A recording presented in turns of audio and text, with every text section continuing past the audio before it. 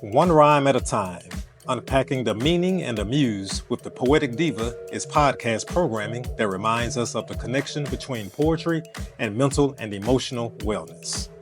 This program has been brought to you by Rhyme and Chat, interactive poetry organization, and the support of the Lyndhurst Foundation, Arts Build, Gold Nook Publishing, and the Chattanooga Public Library. So whether you're a poetry enthusiast or simply someone seeking inspiration and understanding, join us as we unravel the threads of creativity and introspection, one rhyme at a time. Welcome to the conversation.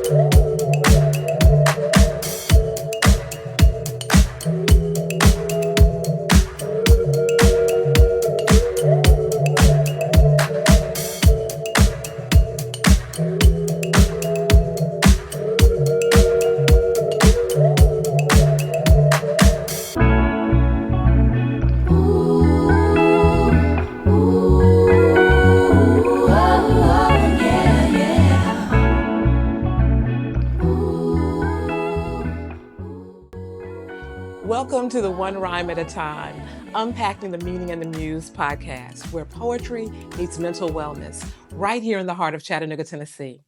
I'm your host, the Poetic Diva, and I am thrilled to embark on this poetic healing journey with you.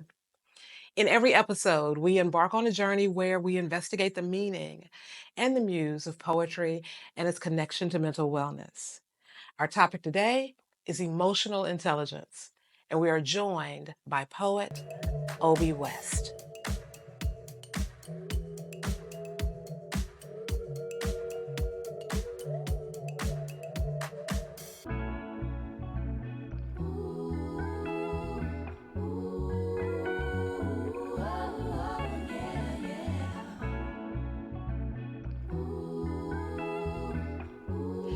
Edward Wilson, also known as Obbie West, is an international spoken word artist, advocate, and author.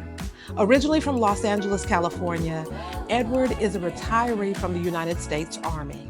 He began writing in 2011 and later published his first acclaimed book of poetry entitled Blossom. He travels the world as an educator, trainer, and speaker, using poetry to tackle tough topics such as sexual violence, prevention, and awareness. Edward has invested a personal and sincere interest in shifting the climate around sexual assault and harassment throughout the United States military, universities, and communities at large. His uncut, straightforward approach to poetry is thought-provoking, captivating, and serves as a call for action for all in attendance. Edward Wilson is the owner of Words of West, LLC, and is known primarily by his stage name, Obbie West. So let's listen in as he shares his poem, They Don't Get Me, on one rhyme at a time.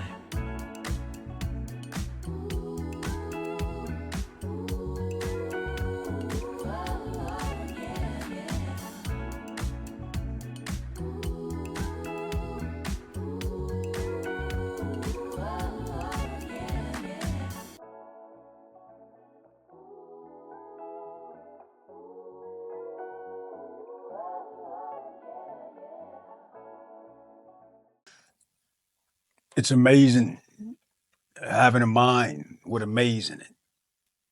Me personally, I can spend days in it. I navigate it easily, but when others gaze in it, it's hazy. And then they ask, hey, is he crazy? Just maybe, but he can't be because he speaks so sensibly. So it's like, nobody gets me. Even family feels that I'm unfamiliar. They say he's a locked vault with a lost combination. And trying to get in is like trying to open a high security safe with a shoelace. He just strings us along, but he never comes ajar. He's a jar with a tinted glass and a tightened top that don't twist off, and he gets pissed off whenever he's questioned. He only answers to his seed, Brooklyn Elise. At least she has the key, but we sort of kept that arm's reach. We've been wondering, why is this? Maybe he needs to schedule a psych visit because he speaks in images, but his feelings aren't quite vivid. We got a feeling he's been hoarding hard times in the basement of his belly, and we're afraid that if he doesn't purge, hell will emerge. We can't read him. He's written in Arabic. He's a man grenade that doesn't talk. He just writes, and he just might explode if we pull his pen. He carries these Colorado winters in his chest. His sentiments are like icicles. What we call cold, he calls a coping mechanism. And what's even colder is we're starting to think that he's a cutter. Not himself, but others. He cuts folks off like bad traffic, and if he feels like you're at his neck, he'll cut ties. And we're lost at how he's so copacetic with loss, and we can't tell if he loves because he carries the emotions of a dead emoji. We couldn't even contract U-Haul to move him. So what do you do when the only way that you know to live has been killing those that you live for? When all your loved ones are thrown in their hand because they said they can't win with the way you deal? When your hard face is considered as heartless? When you're the black sheep and not even your shepherd knows how to receive you? So, Obbie, I want to thank you so very much for being here with us. I appreciate the opportunity. So, before we get into it, I am one who believes that we as poets, we don't always write about ourselves. So sometimes the poetry that we write is inspired by something that we saw, something that we witnessed, or a topic that we just really want to convey. So before I start having this conversation, as if you are talking about you, who exactly is this poem about? Me. Okay. Yeah, Yeah. we finna get into it. We gonna get into it. So I have always been, as long as I have been introduced to your art, and it's probably been at least about 5 years that I've been like following you on Instagram. And I've always been impressed with your wordplay and with the imagery and how vivid your words are to draw a picture. Thank you. So give us a little peek into your process. My process is completely organic. That's the reason I'm never really receptive to conducting workshops because I don't know the technical part. I can't even tell you much about, I don't know the difference between a sonnet, a bonnet, or any of those things, right? And I'm reluctant to learn the rules because for a long time I didn't read. I didn't read because I was very impressionable. I didn't have the ability to differentiate good information versus good information for me. So whatever was good information, I would apply it to my life. So at that point, the author pretty much owned me. So until I became a little bit better at discerning what's good for me versus just what's good in general, I didn't allow myself to read. Same thing with poetry. I'm reluctant to learn the rules because I have a natural inclination to follow them.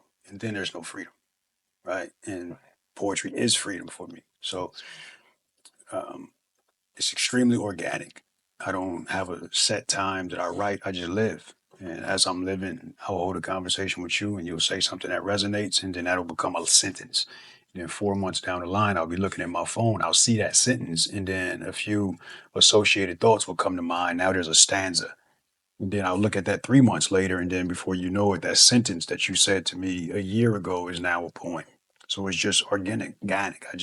I live, I listen, and I write. So I'm pretty much the conduit versus the creator. The conversations create the poems. Okay, so I do want you to know that I'm going to be listening every post that you make in the Mm-hmm. future. I'm going to be listening for a line. See, I'm going to be listening see for a if you line. should be getting some See if writer's I credit. see if I made it in there. See Yeah, if I made it in. It's like, oh, I yeah, think I said that. See if I made it in yeah, one of your poems. yeah. But yeah, that's very freeing and very liberating to be that way because it does tend to put our writing in a box Mhm. when we're trying to, abide by iambic pentameter and trying to get a rhythm together and things of Yeah. that nature. In preparation for our time together, I was really excited to be able to get your poem in a written format. Yeah. And I'm going to venture to say that most people have never really seen your poetry like written out, the bulk of it. They experience it, they hear it, they see it, they feel it, but they don't necessarily like find it in volumes of books. No. Yeah. So There's one book. Blossom. Yeah, and that was a response to my daughter writing a book. She wrote a book when she was like 15. I was like, well, how you got a book and I don't have a book? So Okay. I wrote a book. Then she wrote another one. I was like, I'm not doing this again. So, and that was just a Oh, no. response to that. But I feel like my daughter is great at writing to be read, right? She don't need the aid of her voice. You can just read it and it's absolutely vivid. Where I feel like with me, not so much. So I feel like she's better at writing to be read, where with me, I think I'm a little better at reciting what I've written. And that's a very valid point because it's different. Yeah. I have poetry that's created to be a spoken word piece. Mhm. It's ugly on the page. Like it Yeah. doesn't have like the commas at the end and the lines are all Right. ending at the same place. It and nobody can read my poem the way Right. I can read my poem. So I Right. totally, totally get it. And I'm even realizing that as you recited it today for the podcast, that is not what's on this paper. Yeah. Yeah. So it changes and it evolves.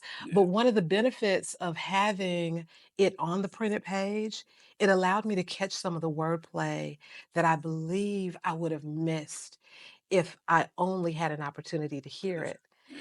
And that's another one of the things that I enjoy about your poetry and your art and the way that you display it is that every time I can listen to the same poem several times and I will gain something different out of it because it's like, oh man, I didn't hear that. I didn't Well, hear that the thank you. first time.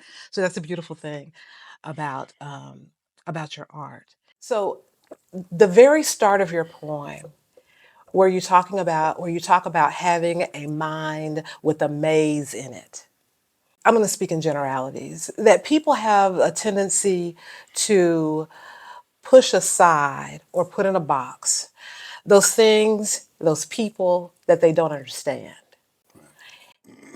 As I go through this poem, what is your perspective of the people who are saying these things to you that you're crazy and that you're aloof and not connected?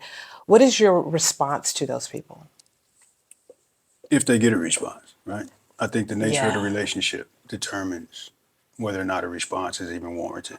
I think being overwhelmed is not the pressure that a person puts on us. It's the obligation we put on ourselves to respond to Mhm. those things. So 100 people can say something to me. If I put the pressure on myself to respond to all 100, I'm gonna be overwhelmed. But if I narrow it down to only respond to those I care about, then I'm not overwhelmed. So what the other ones walk away with is immaterial for me. So for those who I do respond, it's it's just the grace, giving them the grace of understanding is just a lack of familiarity, right? And it's looking at something that's uncommon. If you see 100 people walking here with all white and one person walking here with all black, you're going to look at that person with the all black for an extended period of time and wonder why are you different. All of a sudden, a color that was normal looks weird because it doesn't look like everything else. So they're just looking at a person who doesn't look like everything else. So I just give them the grace of knowing it's just a lack of familiarity. And then in the absence of, especially when it comes to trauma response, in the absence of being trauma informed, when you don't understand why a behavior is there, you just name it by the way it makes you feel, right? I remember I heard, very way off example, but I heard somebody say, Lil Wayne says dumb stuff. He just says stuff that don't make sense. Lil Wayne said that real G's move in silence like lasagna. And then somebody explained to the person, well, the G in the word lasagna is silent. And then the person realized, oh, Wayne's not dumb. I'm the one. I just don't understand. I didn't Right. understand. So Right. you I call it missed it. whatever it makes you feel. And then when you learn better, you're like, oh, I just didn't understand. So I just equated it to a lack of familiarity. I don't understand.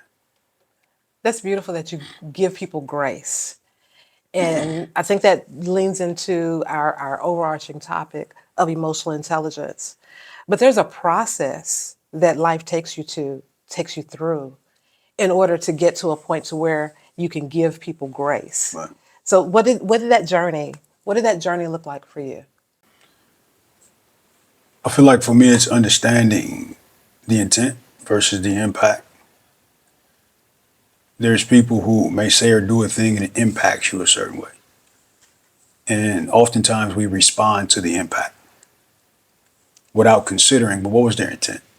Maybe their intent was extremely kind. I'll use you and I for an example. I'm triggered by certain things because of my past. One of the things I'm triggered by is I was in an organization, I was in the United States Army for 21 years, where authority is developed through tyrannical behavior. You just act like a tyrant and you yell and you scream and then you pump fear into those who are subordinate to you. And then that fear turns into yielding. And then that's what you use as authority, right? So you're not asking people what to do. You're just telling people what to do. You're not using courtesy words like please and thank you. You're just saying now. You know what I mean? Yeah. And these can be people who are younger than you, but have more rank than you. So now you feel like this child is, and after going through that for so long, anybody who retires from the military, they don't want to be in any position where anybody is telling them what to do. That's why veterans can't maintain jobs, because they go to the workforce after they get out and somebody says, hey, dude, and they're like, who are you talking to? Right. You know what I mean? Yeah. So Yeah. I remember receiving a text from you, and the text said, hey, tickets, right? And what I imagined, it was like, hey, the tickets. That's what I imagined. But what it felt like was, hey, tickets, Ooh. right? Right. So I can respond to what I read, how it made me feel, and then respond defensively. Or I can say, based on what I know about her, that was no way her intent. Right. That was just the impact. So where does that problem lie? And then I look at the source. I feel a thing. I feel an emotion. What's the source of that emotion? Is the source with her or is the source with me? Or the source is with my insecurity because of what I've been through. So now the source tells me where I need to treat it. It needs to be treated here. It doesn't need to be treated there. Right. So let me work on it within me and then respond to her based on her intent, not the impact. So it just came from me being intentional about not creating discord between me and other people because I'm responding to impact versus intent.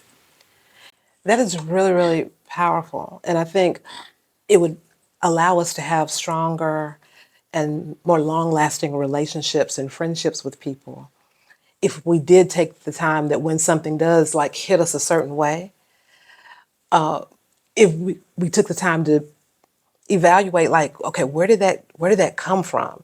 You know, if this person doesn't have any type of history, any type of background to justify how I interpreted that, then I need to figure out where inside of me what triggered that. And that leans into Right. yeah. And then work on me.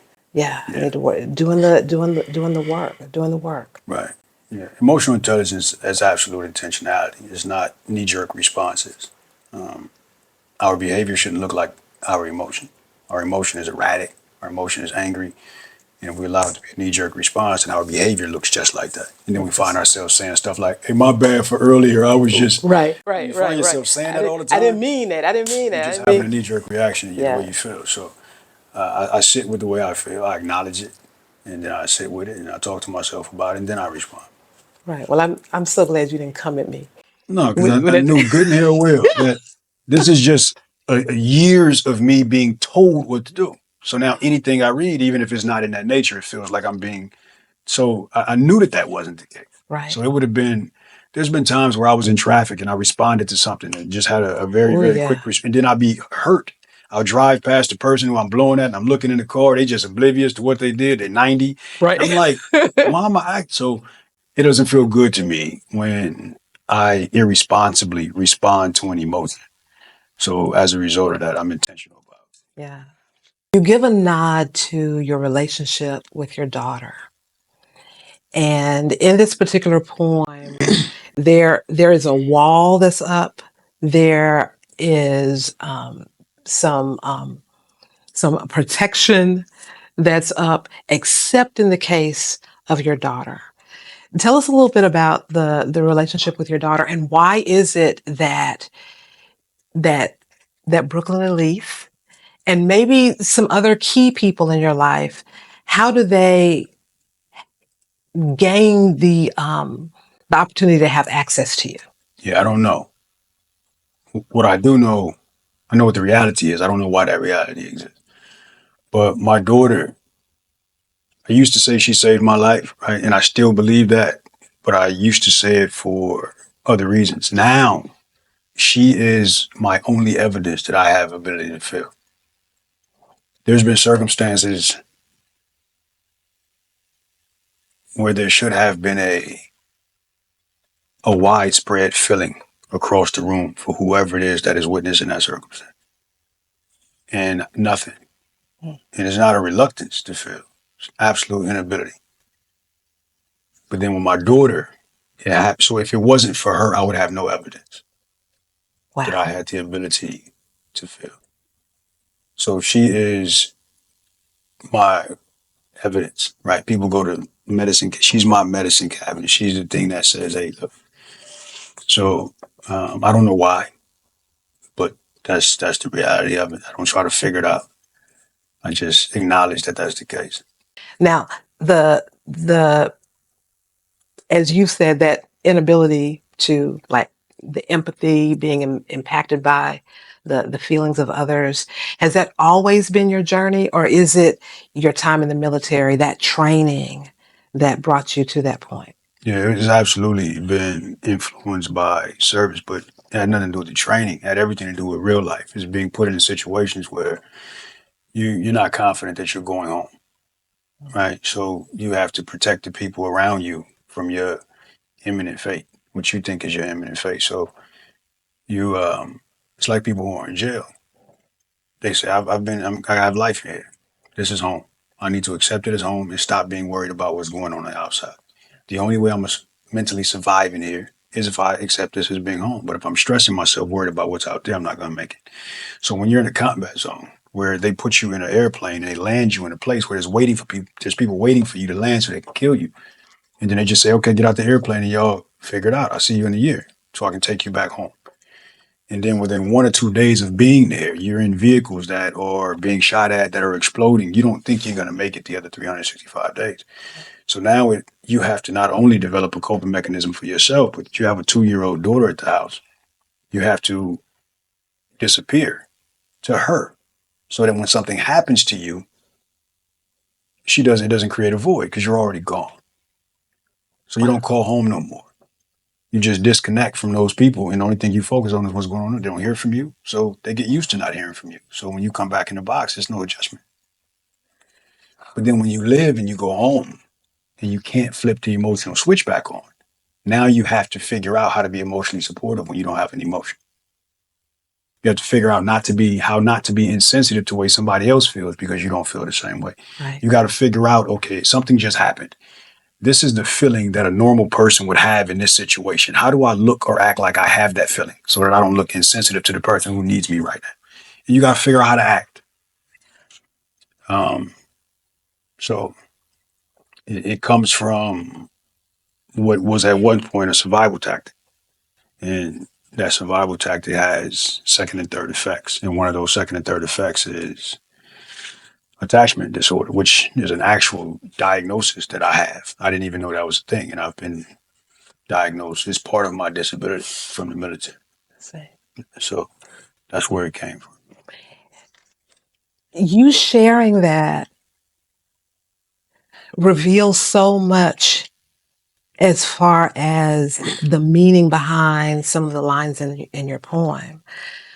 When you mentioned, what do you do when the only way you know to live has been killing those that you live for? Something like that, Right. because I think it was different when you said it, but it's that That's the gist. vibe. Yeah. Exactly. Yeah. And when your loved ones have all thrown in their hands because they can't win with the way you deal, the way that you cope with situations. Yeah, they just give up. So Yeah. we don't know what to do. Don't know what to do with them. Don't Like know my what to mother do. would call my daughter's mother. If ever she had an inkling that something was going on with me, she wouldn't call and ask me. Right. They would huddle up and try to figure it out because they, he's not receptive to conversation. He doesn't talk much. So at some point they just say, well, he'll be all right. And they stop. So they throw in their hand. So when did it sounds like poetry, and there's a line in here where you say that he's a man grenade that doesn't talk, just writes. And he might explode if we pulled his pen. Yeah, if he can't write, he's gonna go crazy. So when did you find poetry, or did poetry find you? How did that relationship start? I definitely didn't find it because I wasn't looking for it. I didn't know it existed. It was in 2011, April. And I was in Texas. And I went to a show that was promoted as a comedy show. But what it really was, it was an open mic. And a comedian was the feature at an open mic. I didn't know what an open mic was. So I showed up to see the comedian, and they're calling these poets on stage who had signed up for the open mic. I'm like, what is this? It happened to be a actual slam team. So these people were professionals. So they didn't have any paper. It was loaded with natural emotion. They had group pieces where they was together. And it was a level of freedom that me as a black man who grew up in Los Angeles, California, never had the right to have, right? I don't have the genetic license to be emotional, but I can have the creative license to be promotional. I can say something in a poem that I can't say in a conversation and it won't emasculate me. So it was a cowardish way to be brave. I can hide behind his poetry and say the stuff that I'm scared to say in public. And I watched it and I don't even remember the comedian to this day. And that's who I went to go see. Right. But I remember all those poets. So after I left there, I had a BlackBerry at the time. I had a BlackBerry. I started writing poems in my BlackBerry. I went back 30 days later. That's when they had the next one. And I signed up on a list and I went up there and they let me perform the poem. And I memorized them because I didn't know that you was able to read because my examples were that slam team who had everything. So I didn't even know that. So I memorized it by default. Right. Yeah, that's how I started. So what does the act of writing poetry do for you and your mental health? Well, it's like a one-way conversation, right? If I say something to you and you don't agree with it, you got the space to rebut it, to cut me off, to interrupt me, to even out of love, to give unsolicited advice when I only need you to listen right now, where the paper isn't going to do any of that.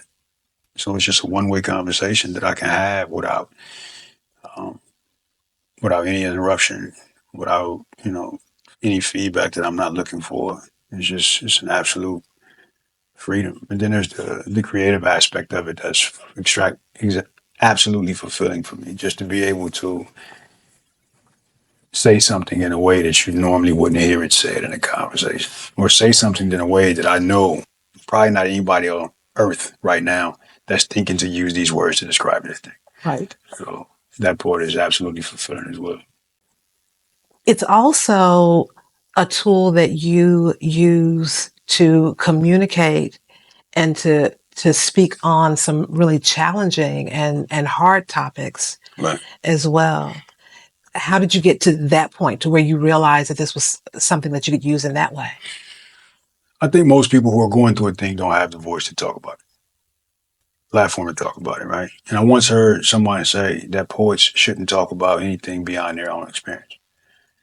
And what came to my mind is, imagine if a news broadcaster only talked about their personal experience. We wouldn't know what was going on in the world, right? And we're the news for a lot of people.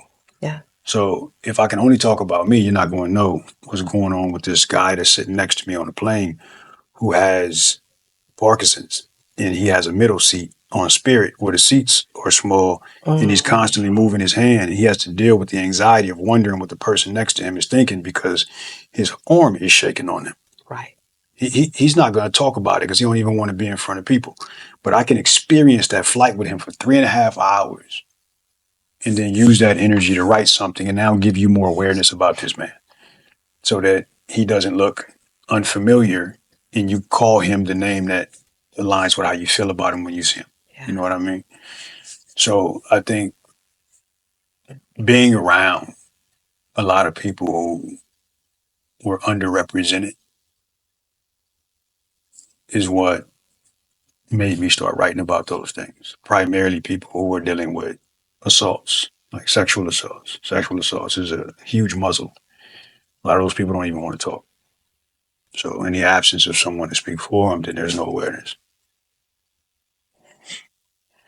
So the platform that you've built when it comes to the following that you have, the poetry that you create and share, what is your overarching hope and goal for those who, in general, listen and consume your art? Great question. I'm not sure I've ever thought about an answer before. If I had to break it down into different demographics or different groups, I think my message to artists would be free. Mm. Just close your eyes to everything that's going on around you and figure out how you want to show up absolutely uninfluenced and then go show up that way. A lot of the ways we show up has been influenced by something, by perception. So it's suppressed. I want to do this, but I have to make an ugly face and they're looking. You know what I mean? But if there was nobody else on earth, how would you show up? Show up that way. So that would be the message to artists. To the rest of the world, I think it would be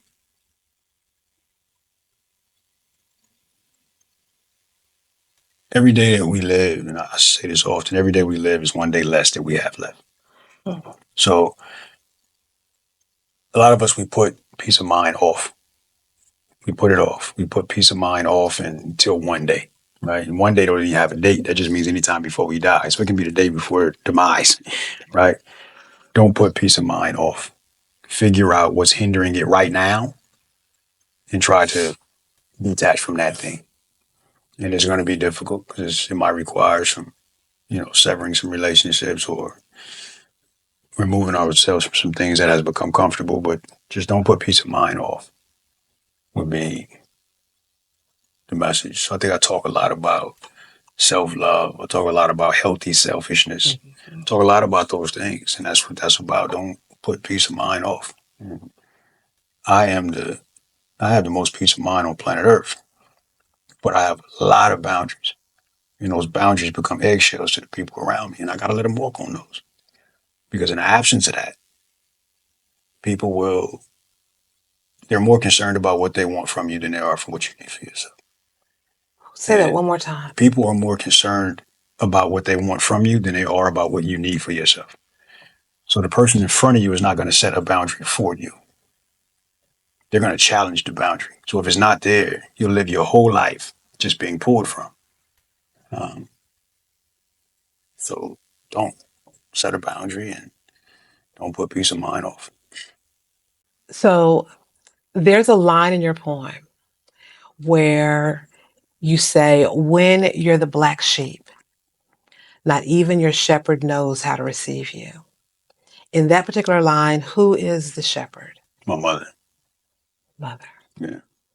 So tell us a little bit about where that line came from. She's just uh she's just uncertain, right? Is he doing good? Is he not? He looks the same way when he's not than he does when he is. He doesn't talk about himself. He only asks me about me. So I don't know. I guess we just kind of go with the flow and see what happens. You know how they say if your kids don't call, they must be doing okay. And if something's that bad, I guess he'll tell me. You know what I mean? I do. And one day my mother came to Las Vegas. She came to visit, and they wanted to see me recite a poem. So I just went to an open mic that happened to be um, going on that night, and it was my mother and my sister and my mother's husband in the audience, and I did that poem, the poem that I just did here, not because they were in the audience, but it was just fresh on top of my head. And then maybe later at night, or maybe a day later, my mother said, "Do you think we really feel like that?" Mm. And I said, "Yeah." And she said, "Yeah, we do." And that was the end of the And that conversation. was the end of the conversation. That was your confirmation Yeah. that how you felt that you were perceived was actual. In some cases, I know that you said that there's a disorder that that you state that you've been given or told that you have because of being kind of disconnected and not necessarily connected. But in some ways, that could be a superpower. Like that can be something that people appreciate about you. How have you been able to like negotiate to where, I'm trying to think of the right way to express it, but being able to negotiate to where you realize that how you are is, it's okay to be how I am. I'm different. I receive things in a different way. People don't always know how to take me, but it's okay that I'm this way. Yeah. Two-part answer. First, the diagnosis, I don't put too much onus in it.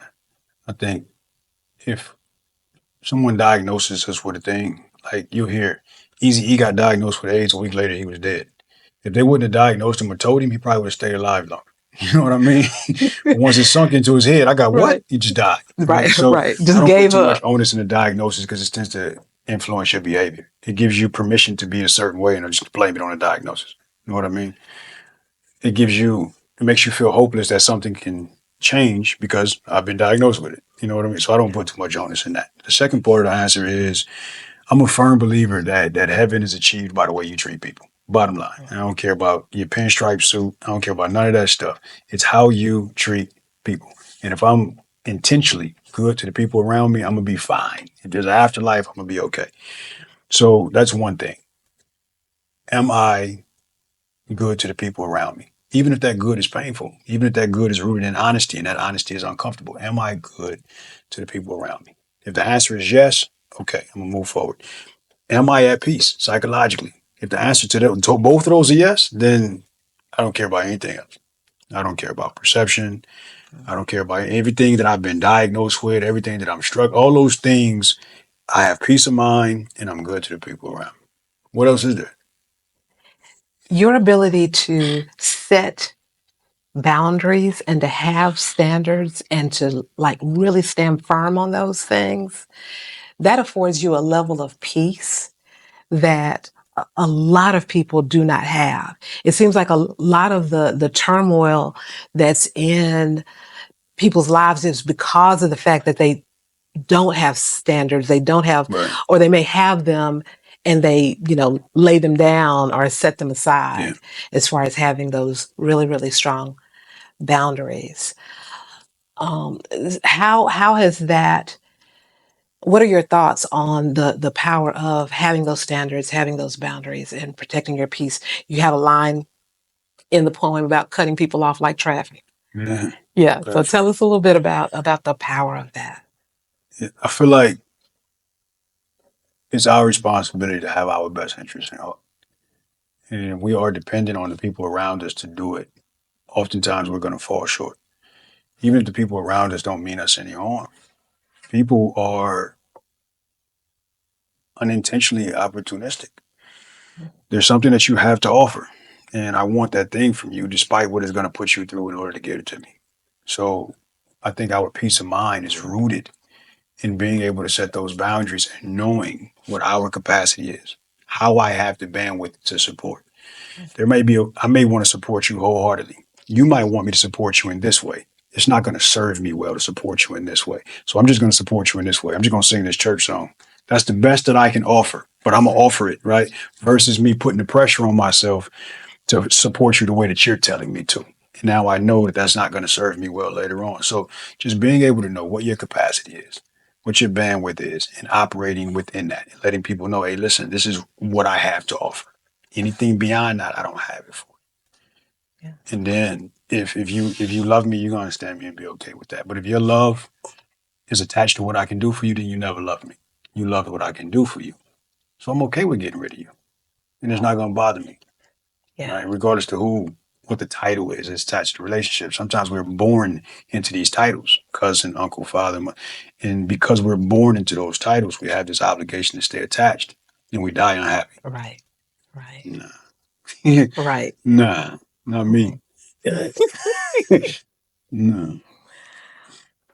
Oh, yeah. So that's something that I think a lot of us can like put some thought and some effort into, Yeah, like really negotiating, what are the things in my life that are causing me, what are the things in my life that are causing me some stress and that are causing me discomfort and that's disrupting my peace. And realizing that I have control over the amount of access that I allow people to have to me. hmm I have control over I may not have control over the things that happen to me in my life, but I have control over the way that I react and the way that I yeah. respond to those things. Right. Before you move on, along those lines, when I was in the military, I had this thing called performance punishment. I'm not even sure if that's a term that circulates throughout society or if it was just something that was exclusive to the military. But what performance punishment was you have a person in an organization who's not really a producer. They don't really do much. You know what I mean? Mhm. And then you have a tasker where some gym will say, hey, we need somebody to come sit in this gym for 6 months and just hand out towels. That's relaxing. Anybody would want to do that. And you still get the same paycheck. They take the person who's not doing much and send them over. I can't afford to lose you because you're significant. Right. And because you're so significant, I'm going to give you another job and another job and another. So you get punished for how well you How perform. well you That's what perform. happens to us in life. Yeah. When you are a person that has the ability to pour into people in a certain way, you have all these different abilities. You have people who are, but they're going to leave a person alone that ain't valuable for nothing. They Right. can just sit with their hands behind and never be messed with. Right. So when we acknowledge who we are and what we have to offer, we also have to acknowledge that every blessing comes with a responsibility. So the blessing that we've been instilled with is going to come with the responsibility to protect ourselves from everybody who's punishing us for how we perform. Right. And Right. they're not trying to punish us, but that's what it feels like. You ever feel like, why is everybody coming to me? Why is everybody coming to me? Why is everybody coming to me? Because you're Yes. producing. Right. You're producing. Right. And a lot of people, they're going to reach outward before they reach inward. They're going to go to somebody to help fix the problem before they figure out. You ever had somebody who call you and you don't answer the phone and then you call them back a day later? You'd be like, yeah, I figured it out. You would have figured it out anyway Right. if you would have resorted to yourself first, right? So sometimes we just have to realize that people are coming our way because we produce. And if we give them a little time, they'll figure it out themselves. And that's actually, I'm learning that that's actually a form of self-care, Mm-hmm. to allow yourself to pick and choose the things that you're going to say yes to. Yeah, self-sustainment, self-survival. Anything else is suicide. That's true. That's true. So if the Edward before poetry, even before the military, was here, what would the Obbie West of today say to him to help him along his journey? If the Edward Wilson prior to military wants to meet Obbie West today, what would he say to him? What would you pour into What would I pour that into him? that person to help him along his way? Great question. I would probably tell him to express himself sooner, right? Not to be confined by social construct that says a man is not supposed to be expressive, a man is not supposed to speak up sooner. I think what I've learned is, I heard a gentleman say this a long time ago. I think he was a therapist. He said, and I wish I could call his name. He said, most times we feel like we're the minority when we're really the majority. And what does that mean? Say if you are at a picnic and somebody's cooking and you starving, and they say the food's done, and you sitting there because you don't want to be the first person to get up and you don't want to look greedy, right? And one person says, I don't care, I'm going to eat. And then they jump up. And now the line forms behind them. Everybody was hungry. You Right. know what I mean? Right. So we felt like we was the minority, like I'm the only person hungry because nobody's getting up. No, everybody was just scared to get up. And when one person got up, you learned, oh, we was all hungry. So we tend to think that we're the minority when we're really the majority. So those things that I was afraid to speak up about as a youngster, everybody in my circle was probably afraid to speak up. Yeah. Right. So we was all in the same boat, but nobody knew because nobody said nothing. But if I would have spoke up sooner, it might have helped a lot of them too. You know what I mean? I do. So I think I would tell him just express yourself earlier. So, what are some closing things that you want to share in regard to emotional intelligence and the power of that? It is emotional intelligence. It's absolutely it's vital to not only interpersonal relationships but to the maintenance of yourself. In the absence of it, it's going to be extremely hard to have a happy life. Just happy moments, right? But that's not your baseline. It's just your baseline is unhappy. And then something happens that makes you happy for a day, then you go back down to your baseline and that becomes your life where you have happy moments, but you're not ultimately happy. Ultimate happiness is going to be rooted largely in emotional intelligence. It's going to tell you how to protect yourself from things that don't serve you well emotionally. It's going to tell you how to take care of the people around you. It's going to, and with the combination of those, taking care of yourself and taking care of the people around you, peace of mind is inevitable. So it's very important to be intentional about figuring out what emotional intelligence looks like for you and living with that. I want to thank you so very much for spending this time with us, for sharing your poem with us, and for having this conversation with us about emotional intelligence. Yeah, no problem. Thank you. No sweat.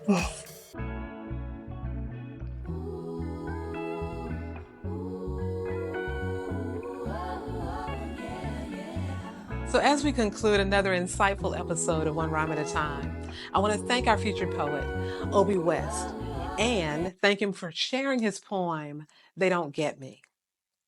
Feel free to follow and connect with him through his social media platforms by using the tag Obbie West, Obbie West, West. And we would like to hear from you. So, how has poetry helped you on your journey, on your path to greater emotional intelligence? What have you lost along the way? And what have you gained and nurtured by learning how to control your fire, how to control your emotion?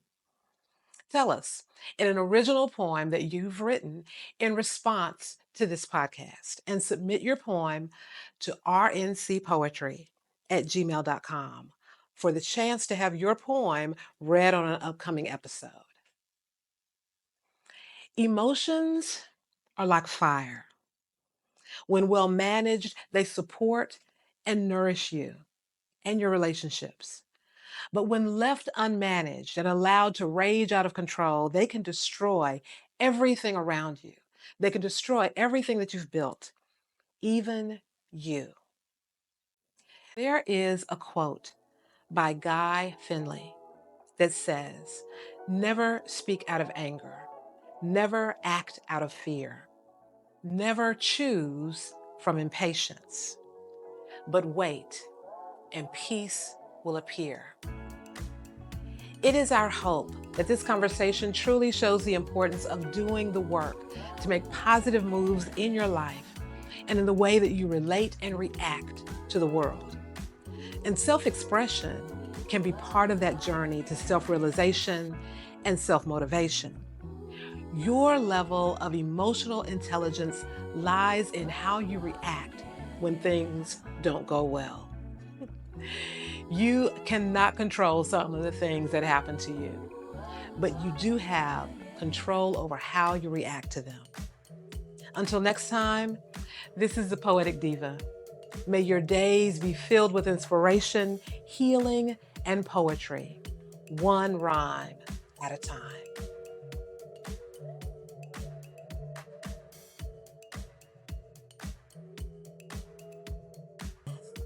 Thank you to each of you for connecting with us through our social media platforms, for liking and sharing our content, and for submitting poetry in response to the topics we discuss on One Rhyme at a Time.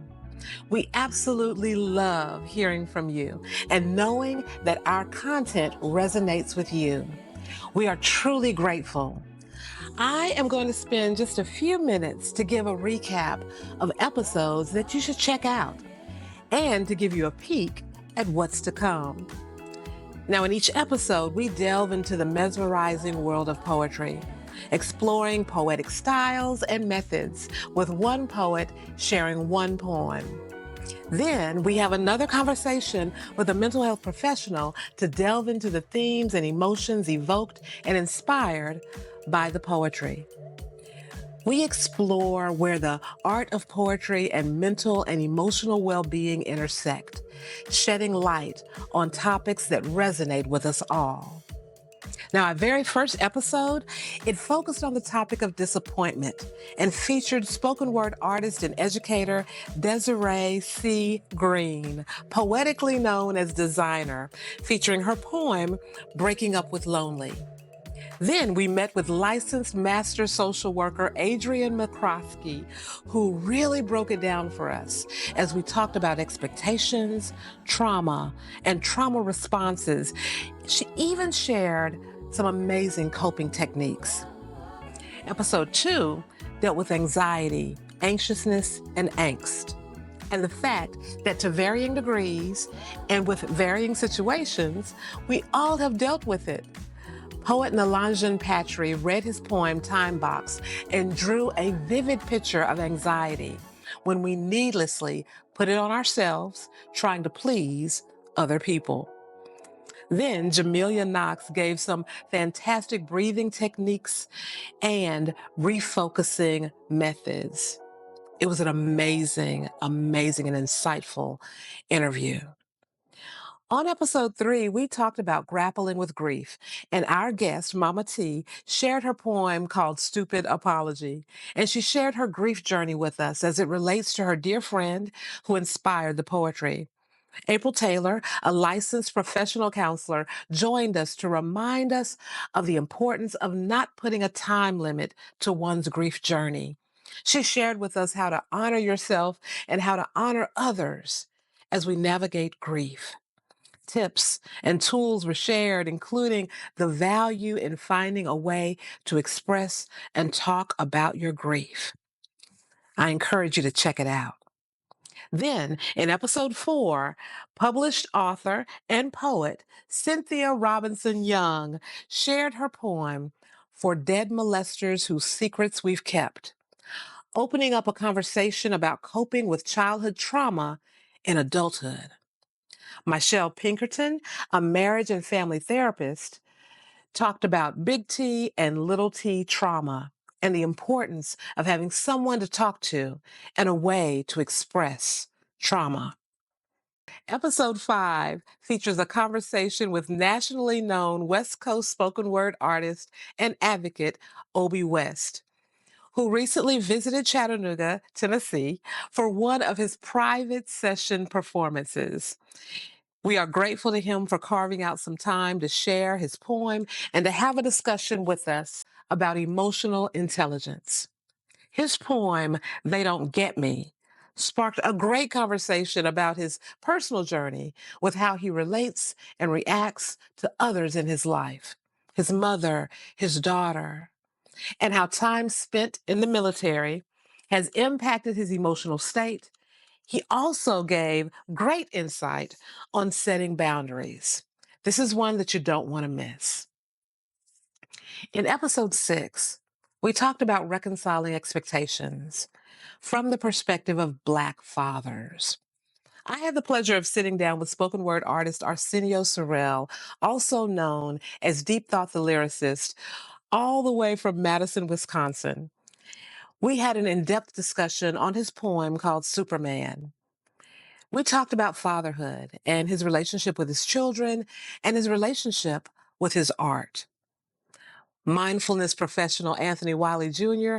added to the conversation with some useful insight on his personal journey as it relates to the expectations of others and the expectations he has placed on himself. As a meditation teacher and mindfulness advocate, he shared real-life examples of how one can choose to receive or reject the expectations of others. Our focus was on Black fathers, but I tell you, This content in this episode is something that we can all benefit from. So that is a recap of the 6 complete episodes that we have done so far, and we are going to keep on churning them out. So this is what we ask of you. We ask you to continue to follow and support One Rhyme at a Time podcast. We asked you to like, share, follow, spread the word. Let people know that this conversation is taking place. We also ask for you to engage with us. We hope that some of the conversations that we have inspire poetry. Any of the poetry that you create that is inspired by our conversation, we would love to hear from you and invite you to send it to us at rncpoetry@gmail.com for an opportunity for us to read it on an upcoming episode.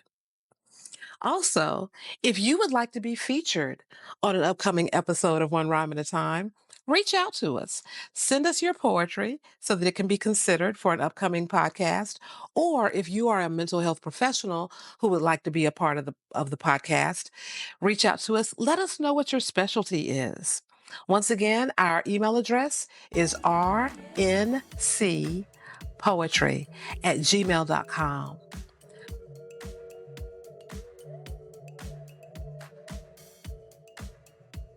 One Rhyme at a Time, unpacking the meaning and the muse with the poetic diva is podcast programming that reminds us of the connection between artistic expression and mental wellness.